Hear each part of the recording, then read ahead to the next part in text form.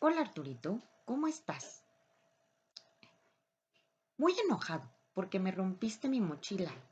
Claro que no, yo no te rompí nada. Sí, le diré a la maestra que fue hoy en la mañana, cuando salía el sol. Eran como las 7 de la noche. ¿Qué? Claro que no. Como pudieron darse cuenta en el video, es un claro ejemplo del mal uso del lenguaje. Y esto impide que se pueda resolver la controversia, ya que el argumento no tiene coherencia ni lógica. Y al igual que Juanito, nos quedamos con esa pregunta interrogante. ¿Qué está diciendo? ¿Cuál es la controversia? No tiene sentido. Pero, ¿se preguntarán qué tiene que ver con el tema? Bueno, a continuación les voy a explicar qué es la filosofía analítica. Y en la filosofía analítica, la parte más importante es el análisis del lenguaje. Y para eso me gustaría definir qué es la filosofía. Primero, la filosofía la conocemos como el amor a la sabiduría. Cuando se habla de filosofía, se hace referencia a la búsqueda de la verdad y encontrar soluciones a problemas. Cada filósofo trata de buscar soluciones a problemáticas y a diferentes dilemas. Al haber encontrado dichas respuestas, éstas se convierten en conocimiento. Su objetivo específico se centra en que esa verdad se convierte en una fuerza orientadora de la conducta humana. Pero, ¿qué pasaría si la filosofía la quisiéramos comprobar o la quisiéramos convertir en una ciencia? De esto más o menos es lo que nos habla la filosofía analítica. La filosofía analítica es una corriente filosófica con fuerte presencia, sobre todo a partir del siglo XX. Empezó por cuestionamientos de temas que fueron susceptibles de gran crítica a partir de las muchas posiciones contrarias que se habían hecho a la filosofía y a la metafísica. Los temas principales de la filosofía, la mente, el lenguaje, el mundo, el ego, estaban lentamente perdiendo reputación, ya que muchos exigían a los filósofos demostraciones de objetividad y verdad en los argumentos que estos proponían.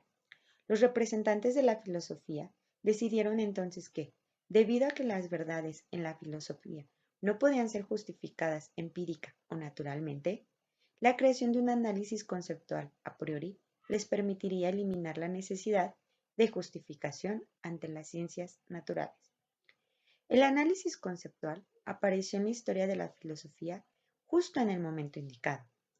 A finales del siglo XIX, las ciencias naturales habían avanzado a tal grado que algunos filósofos temían ser desplazados por la nueva ciencia.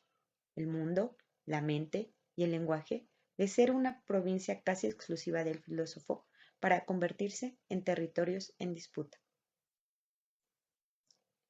Los filósofos pensaban que era necesario demostrar que las verdades de la filosofía eran tan genuinas y objetivas como las de la ciencia, pero a diferencia de ellas, no eran ni empíricas ni naturales. ¿Pero en qué se basa la filosofía analítica? La filosofía analítica se basa en el uso del análisis conceptual del lenguaje a través de la lógica formal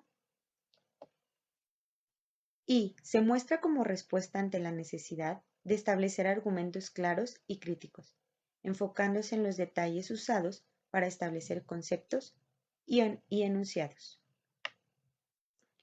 Y gracias a esto surge la filosofía analítica, donde toma como puntos de partida para su análisis una serie de términos bastante urgentes para el pensamiento de la época: la verdad, el lenguaje, el conocimiento, también llamada análisis filosófico, que es el conjunto de tendencias de la filosofía del lenguaje, resultado del giro lingüístico producido en las primeras décadas del siglo XX, que como característica común sostiene que los problemas filosóficos consisten en confusiones conceptuales derivadas de un mal uso del lenguaje ordinario y que su solución consiste en una clarificación del sentido de los enunciados, cuando se aplican en áreas como la ciencia, la metafísica, la religión, la ética, el arte, etc. La filosofía analítica o la filosofía del lenguaje principalmente busca analizar el lenguaje, ya que es el instrumento para expresar conocimientos. A través de una oración lingüística expresamos conocimientos. Por ello, que es necesario para analizar el conocimiento, analizar el lenguaje. Los términos que empleamos, los conceptos que utilizamos, las palabras que utilizamos deben ser precisas y exactas. Es importante mencionar que en la filosofía analítica el lenguaje tiene sentido si refleja los hechos de la realidad. Por ejemplo, si decimos que la rosa es roja, es un enunciado con sentido, ya que es un hecho real y que se puede comprobar al observar una rosa que es de color rojo. Entonces, diremos que los enunciados con sentido expresan hechos del mundo y son verificables. Son los que llamamos proposiciones y pueden ser verdaderos o falsos. Se caracteriza también por la adopción del análisis conceptual a priori como método filosófico. Es decir, por considerar que muchos, si no todos, los problemas centrales de la filosofía podrían resolverse a través de la reflexión racional, rigurosa y sistemática sobre las condiciones correctas de la aplicación de los conceptos. Una de las características principales es la importancia del estudio del lenguaje y la conceptualización de teorías y argumentos. Dependiendo de la época, este riguroso estudio estuvo enfocado tanto en la lógica formal como en el lenguaje ordinario. Es por ello que la importancia de la comprobación en la filosofía analítica estableció muy claramente los deseos de acercarse más al método de comprobación de las ciencias naturales, en un intento de no ser devaluada o ignorada. De esta forma, la filosofía analítica podía entonces establecer conceptualizaciones y argumentos que no se pudieran refutar desde el punto de vista científico. Para esto, el análisis conceptual estableció el empirismo lógico y el conocimiento a priori como bases principales de dicha corriente, con la intención de que su validez fuese más sólida.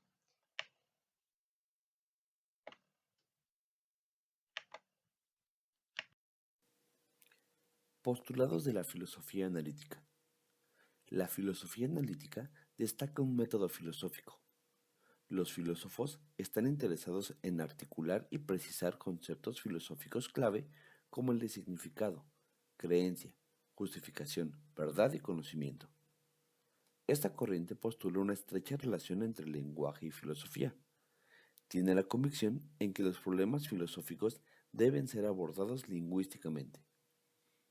Para Bagnano, la filosofía analítica se caracteriza por la reducción de la filosofía al análisis del lenguaje. Los enunciados solo tienen significado si son empíricamente comprobables, y existen también enunciados no comprobables, pero que son verdades por sus mismos términos integrantes. El principio de verificación es un punto angular en esta corriente. El significado de una oración depende de su verificabilidad. Si es verificable, la oración tiene significado.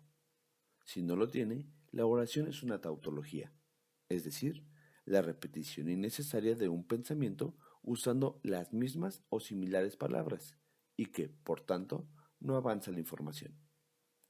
De esta manera, la labor filosófica se simplifica enormemente. Con esto, el análisis lógico de las oraciones y términos usados por la ciencia revela las engañosas estructuras gramaticales de oraciones metafísicas tradicionales. De esta forma, la filosofía analítica busca rescatar la vida natural de la metafísica y del irracionalismo. Entonces, la tarea de la filosofía analítica es buscar las condiciones de la certeza a través del análisis. El desarrollo de la lógica moderna por medio del análisis lógico ayuda con el problema de la metafísica, ya que si se verifica una proposición científica y ésta tiene significado, da por resultado esclarecer los conceptos particulares de las ciencias empíricas, y al mismo tiempo descubre que las proposiciones metafísicas son totalmente carentes de significado. Positivismo lógico. La filosofía analítica también se conoce como positivismo lógico. En esta corriente se aglutinan las tradiciones del empirismo y del análisis lógico del lenguaje. En esencia, simboliza una crítica a la mayoría de las tesis filosóficas tradicionales y de manera especial a los planteamientos relacionados con la metafísica, la epistemología y la ética. Algunas bases del positivismo lógico son la negación de la metafísica. El positivismo lógico sostiene que las hipótesis metafísicas son rechazables por inservibles y los problemas que encierran son tan inútiles como irresolubles, pues no pueden ser objeto de contrastación empírica. El argumento es que cualquier intento de trascender los límites del conocimiento científico del mundo desemboca en el absurdo. La verificabilidad empírica. Los positivistas lógicos formularon distintas versiones del principio de verificación. El objetivo era determinar un criterio que permitiera distinguir el carácter científico de un enunciado, así como un criterio de demarcación entre enunciados con significado y enunciados sin significado. Se trata de dos cuestiones complementarias que quedan resumidas en la afirmación. El significado de una proposición consiste en su método de verificación. La rigidez del principio de verificación suponía no sólo la exclusión de las proposiciones metafísicas, sino que también condenaba como sinsentidos enunciados o proposiciones científicas. Carnap rebajó las exigencias del verificacionismo extremo sin abandonar el principio como criterio de demarcación entre la ciencia y lo que no es ciencia. Sustituyó el concepto de verificabilidad por el de contrastabilidad. Según esta concepción, era suficiente con que un enunciado tuviera un contenido fáctico tal que tuviera una conexión con la experiencia a través de recursos lógicos especiales, como su relación con un particular lenguaje. A priori, a posteriori, analítico y sintético. En la crítica de la razón pura, Immanuel Kant propuso que los enunciados son de dos clases, analíticos y sintéticos. La diferencia entre esos dos enunciados está en la forma como se les predica verdad. Para los analíticos, solo en función del significado de sus términos. Para los sintéticos, en función de cómo es el mundo. Los analíticos, entonces, no nos dicen nada sobre el mundo, son puras tautologías. Los sintéticos sí hablan sobre el mundo. Ahora bien, también hay una diferencia entre cómo se conocen los enunciados. Algunos son cognoscibles a priori y otros a posteriori. Los a priori son cognoscibles por un puro ejercicio de la razón, sin necesidad de recurrir al mundo.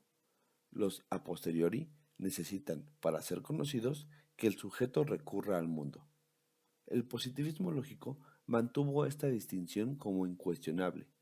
Sostuvo que toda verdad a priori es analítica o tautológica, mientras que las verdades significativas eran a posteriori, esto es, verificables.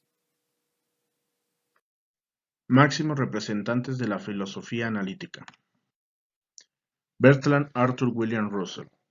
Fue un filósofo matemático, lógico y escritor británico, ganador del Premio Nobel de Literatura, tercer conde de Russell y fue de una de las familias aristocráticas más prominentes del Reino Unido.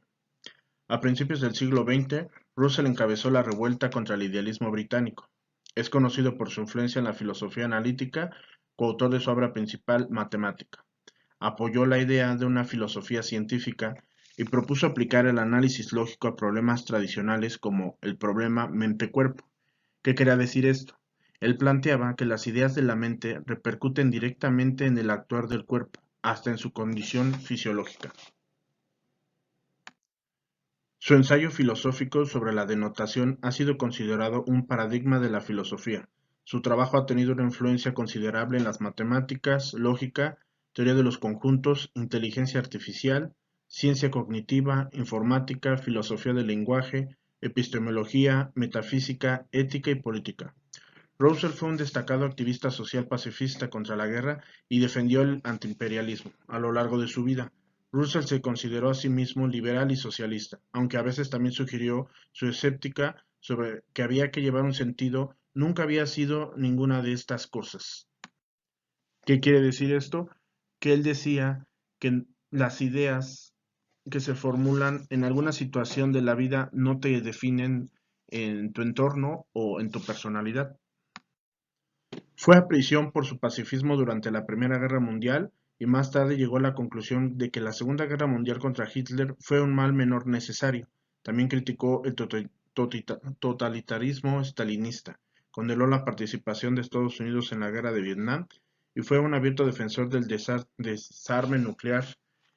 En 1950, Russell recibió el Premio Nobel en Literatura en reconocimiento a sus variados y significados escritos, en los que defendió los ideales humanitarios y la libertad de pensamiento. George Edward Moore fue un filósofo británico, profesor de la filosofía en la Universidad de Cambridge. Moore odiaba su nombre de pila, George Edward, y jamás lo usó, firmando sus artículos con las iniciales GE.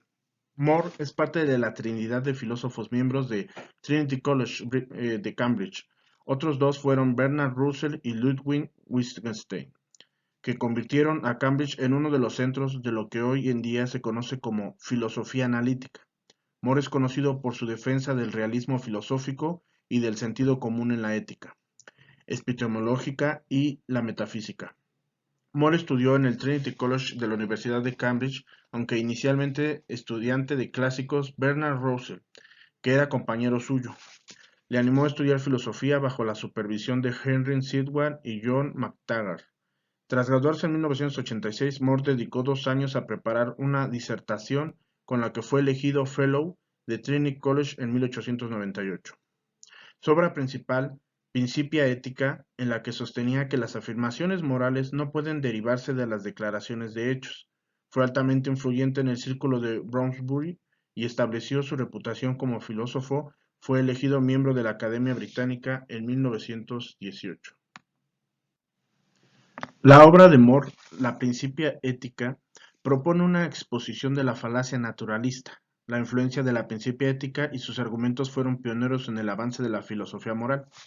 La falacia naturalista es la identificación de una propiedad moral con una propiedad natural.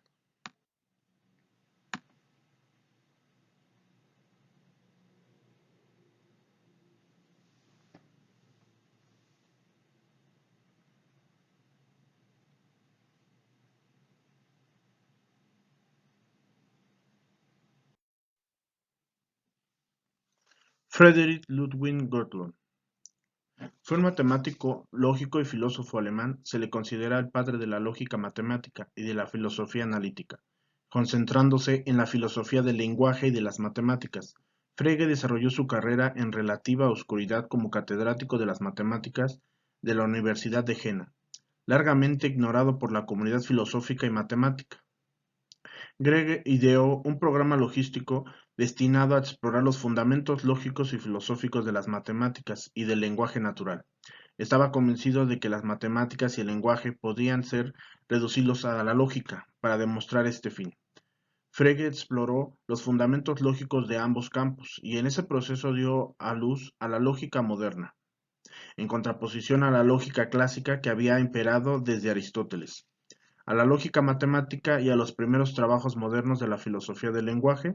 Sus intereses filosóficos, su estilo simple y claro y riguroso, y su influencia sobre Bernard Russell, Ludwig Wittgenstein y el Círculo de Viena, fueron del germen de la filosofía analítica.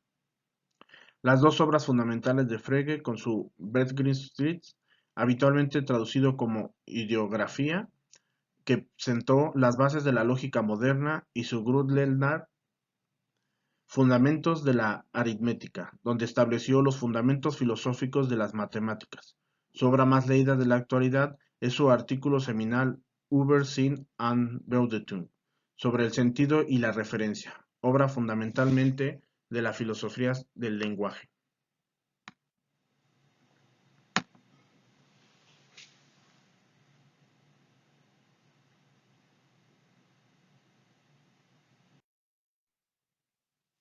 El Círculo de Viena fue un organismo científico y filosófico formado por Moritz, filósofo austríaco en Viena, Australia, y disuelto en 1921. Este movimiento, conocido con el nombre original de Círculo de Viena para la concepción científica del mundo, se ocupaba principalmente de la lógica de la ciencia, considerando la filosofía como una disciplina encargada de distinguir entre lo que es ciencia y lo que no lo es, y de la elaboración de un lenguaje común a todas las ciencias. La posición filosófica del Círculo de Viena se llamó empirismo lógico, positivismo lógico o neopositivismo. Los temas principales fueron debates fundamentales en ciencias naturales y sociales, lógica y matemáticas, la modernización del empirismo por la lógica moderna, la búsqueda de un criterio empirista de significado, la crítica de la metafísica y la unificación de las ciencias en la unidad de la ciencia. Destacó por su postura radicalmente antimetafísica y su concepción lógica de las matemáticas. Organizó el primer Congreso Internacional de Epistemología en Praga en 1929. En la actualidad, el Círculo de Viena ya no representa un programa de investigación activo, pero influyó fuertemente en el desarrollo de la filosofía analítica y en la historia reciente de la filosofía de la ciencia.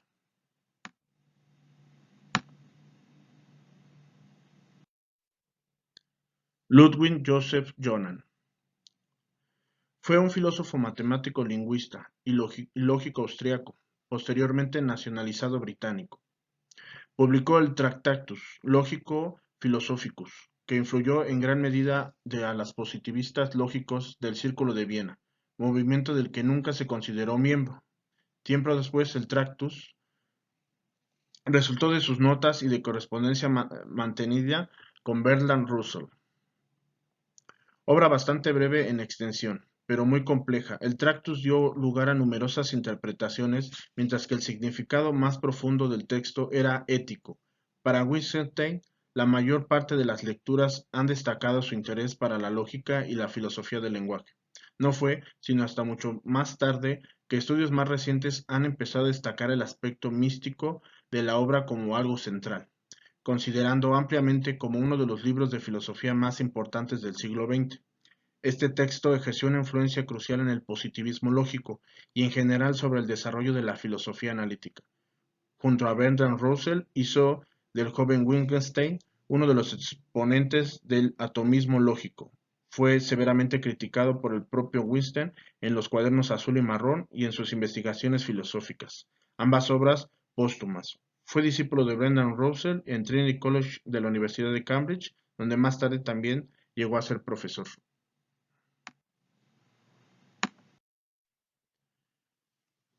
A. P. Martinich hace una lógica entre el interés de la filosofía analítica en el análisis conceptual y la química analítica, la cual analiza composiciones químicas. Stephen de Hals describió la filosofía analítica como uno de los 3 tipos de método filosófico practicado en Occidente, en un orden aproximadamente inverso por su número de practicantes: la fenomenología, la filosofía ideológica y la filosofía analítica. Scott Swames está de acuerdo respecto a que la claridad es importante. La filosofía analítica, dice, tiene un compromiso implícito, aunque vacilante e imperfecto, con ideales de claridad, rigor y argumentación, y que apunta a la verdad y el conocimiento y no a la mejora moral o espiritual. El objetivo en filosofía analítica es descubrir qué es cierto, no proporcionar una receta útil para saber cómo vivir. Swames también mencionaba que la filosofía analítica está caracterizada por una aproximación más paulatina. Hay, pienso, una presunción extendida dentro de la tradición de que es a menudo posible hacer progreso filosófico investigando de forma intensiva una gama pequeña y circunscrita de asuntos filosóficos, mientras que dejamos en espera cuestiones más amplias y sistemáticas. Ahora, con base en lo que cada autor mencionó acerca de la filosofía analítica, veremos algunos ejemplos respecto al mal empleo y uso del lenguaje que se siguen utilizando día a día. Es un tema que ha sido muy abordado, pero muy poco trabajado durante este tiempo y que aún hace falta por mejorar. Tengo algo malo en la cara. Mira. Todo. ¿Tratas de decirme que estoy muy feo? Pero nada más de la cara y del cuerpo. Pero eso es bueno, porque el hombre debe ser feo, fuerte y formal. O sea que a usted nada más le falta ser fuerte y formal. O sea que no le falta mucho para ser hombre. Mira. En este ejemplo observamos la falta de claridad al preguntar y por lo tanto la falta de comprensión al responder. Porque tú has sido el único que me ha levantado el ánimo. ¿Yo por qué? Porque tú no me hiciste la pregunta que todos los demás. ¿Se siente mal? ¿Quién le preguntó? ¡Uno todos! ¡Qué tontos, ¿verdad? Claro, chavo, claro. Pues como... ¿Para qué le preguntan una cosa que se nota a leguas? Aquí vemos un claro ejemplo de las paradojas, un término no muy conocido por muchos, pero más empleado de lo que podemos imaginar. En el video podemos observar que se hacen las preguntas esperando una respuesta distinta, pero la falta de claridad en la misma hace que lleve a la misma respuesta. Y ahora yo tengo que comprar otro termómetro. Pues sí. Porque ni modo que lo compres tú. Pues no. Al cabo que aquí yo soy una pobre mensa que lo aguanta todo. Pues sí. Voy a comprar otro termómetro, tesoro. ¿No te importa que te deje un rato sola? Pues no. ¿Se quiere ganar otros 5 pesos? Pues sí. Otro ejemplo que podemos observar es la falta de comunicación efectiva en el día a día, en nuestras conversaciones, en la manera en la que nos expresamos y brindamos o proporcionamos ideas, opiniones o hablamos acerca de algún tema en común o diferente que se exponga a un público. La falta de esta comunicación efectiva hace que las personas no tengan una comprensión adecuada de qué es lo que realmente se quiere transmitir con la idea que se está exponiendo. No le tengo miedo a nada, ni le voy a tener miedo a tu papá, que es una tripa escurrida. Chavo. Bueno, digo, ¿qué estás loco o qué? ¿Le estás hablando a una puerta? Sí, pero yo estaba hablando de otra tripa escurrida. ¡Ya! Es más, créeme que esto que voy a hacer me va a doler más a mí que a ti. Pues